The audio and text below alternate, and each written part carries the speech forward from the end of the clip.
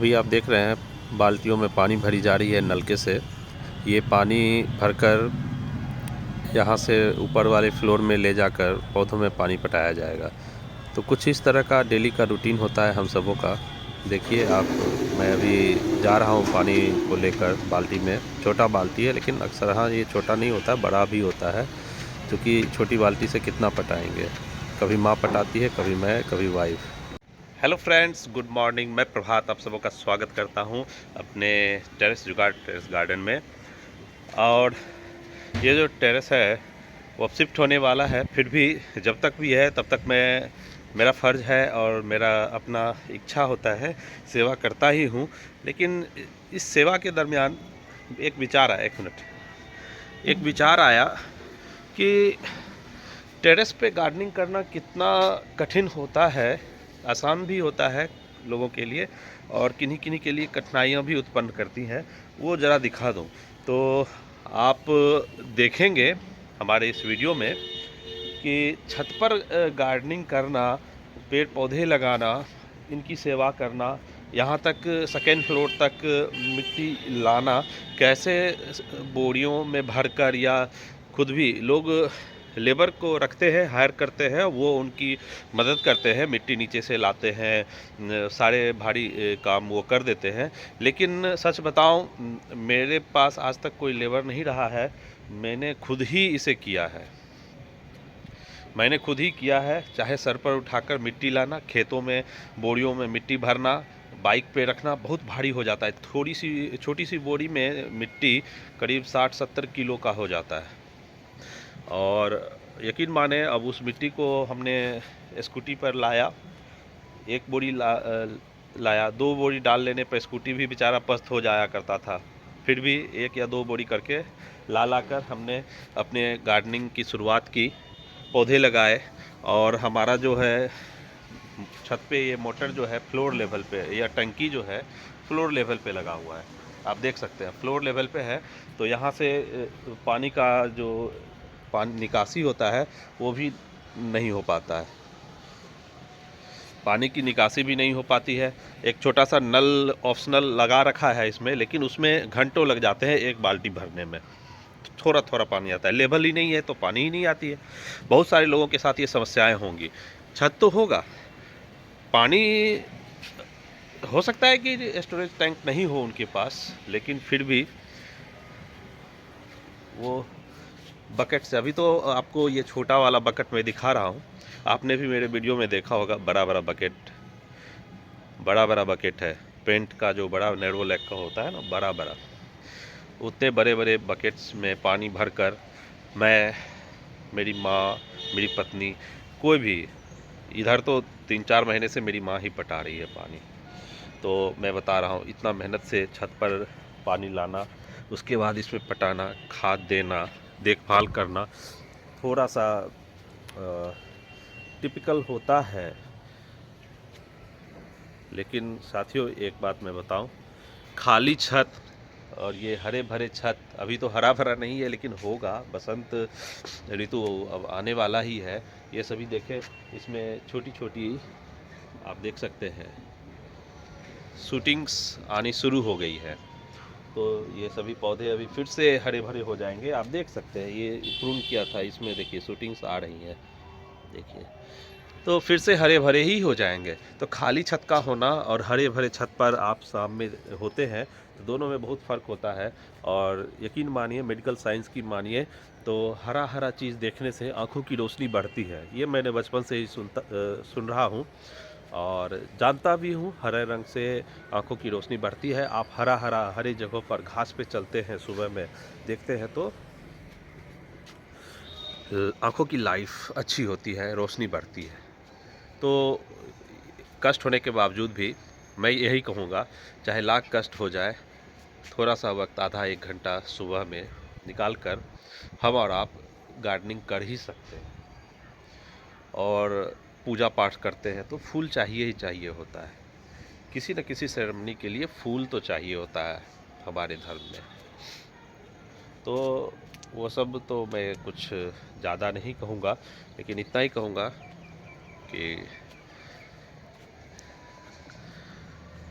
ये जो दूध होता है ना साथियों, दूध 40-50 रुपए किलो लीटर मिल जाया करता है।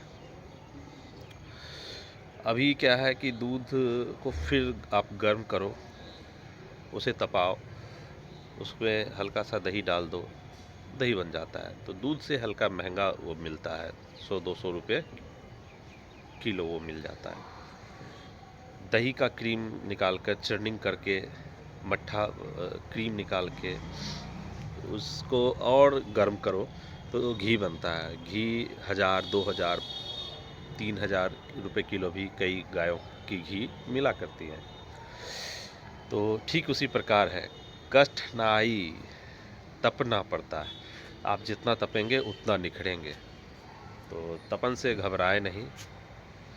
और यूँ भी ग्लोबल वार्मिंग आप देख ही रहे हैं, ज़मीन बची नहीं है, क्योंकि पेड़ पौधे काट कर ही तो हम लोग घर बना रहे हैं, खेती कर रहे हैं, अपने पेट के लिए, अपने आवास के लिए, भोजन, वस्त्र और आवास।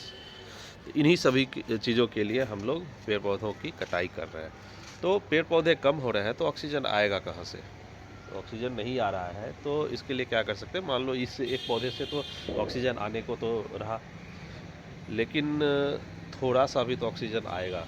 मैं एक बात कहता हूँ, अगर मैं छत पे आऊँ तो ये कुछ ना कुछ तो ऑक्सीजन देगा ही। एक आदमी के लायक भी तो एक टेरेस ऑक्सीजन दे रहा है, तो प्रॉपर है।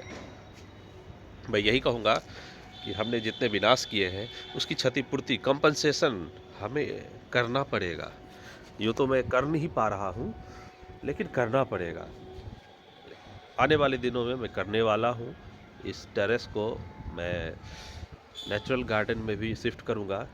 चाहे ज़मीन नहीं है, खेती का ज़मीन यहाँ शहर में मेरे पास नहीं है, हो सकता है मैं रेंट पे लेकर करूँ। मैं रेंट पे लेके गार्डनिंग करूँ, कुछ नेचुरल खेती करूँ। नेचुरल खेती करूँ, ऑर्गेनिक जिसको आप लोग कहते हैं, खुद के लिए सब्जियाँ, फल ये सब उगाना। तो ये मैं कर सकता हूँ और करूँगा, क्योंकि जहाँ मैं अभी शिफ्ट हो रहा हूँ वहाँ आपने देखा बहुत सारे खुले जगह है, बहुत सारा ऐसा प्रॉपर्टी है, लैंड है, जो कि लोगों ने लेकर उसे घेर कर रख रखा है। कोई यूएस में रहते हैं, कोई कनाडा में रहते हैं, कोई युगांडा में रहते हैं। बहुत सारा प्रॉपर्टी है वहाँ पे। बहुत सारे ऐसे लोग हैं जो कि बहुत दूसरे जगह नौकरी करते हैं और यहाँ ज़मीन लेकर अपने बच्चों के लिए रख रखा है। तो उनसे मैं रेंट लेकर वहाँ खेती कर सकता हूँ। बहुत सारे लोग कर रहे हैं, तो मैं भी कर सकता हूँ वो। तो चलिए साथियों, मैं अपनी बात नहीं कर रहा हूँ, मैं हम सबों की बातें कर रहा हूँ। यहाँ सोशल मीडिया प्लेटफॉर्म पे मैं हूँ, और सोशल मीडिया प्लेटफॉर्म अकेले की नहीं होती है। यहाँ पर आकर अगर मैं कुछ बोल रहा हूँ तो उसे अपने जीवन में, अपने जीवन के साथ साथ हम सबों के जीवन के लिए वो कैसे उपयोगी है, इसको भी देखना पड़ता है। तो हम सब यही करेंगे कि हम लोगों ने विकास की आड़ में जितने भी विनाश किए हैं, विकास और विनाश दोनों वो से ही होता है। तो विकास की आड़ हम कह सकते हैं, या विकास के लिए हमने जितने भी विनाश किए हैं उसकी क्षतिपूर्ति पूरा तो नहीं कर सकते, कभी नहीं कर सकते, लेकिन हाँ उसका लगभग 1 से 10% तक भी अगर हमने कर लिया ना, तो बहुत कर लिया। तो साथियों चलिए, ज़्यादा की आस नहीं रखते हैं।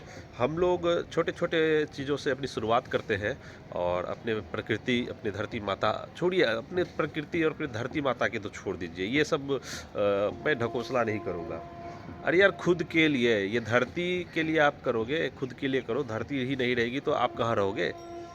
अरे खुद सेल्फिश है, हम मानव बहुत स्वार्थी होते हैं। हम इतनी ही बात जानते हैं, हम जो भी करते हैं खुद के लिए करते हैं, किसी के लिए नहीं करते, किसी और के लिए नहीं करते, हम लोग खुद के लिए करते हैं।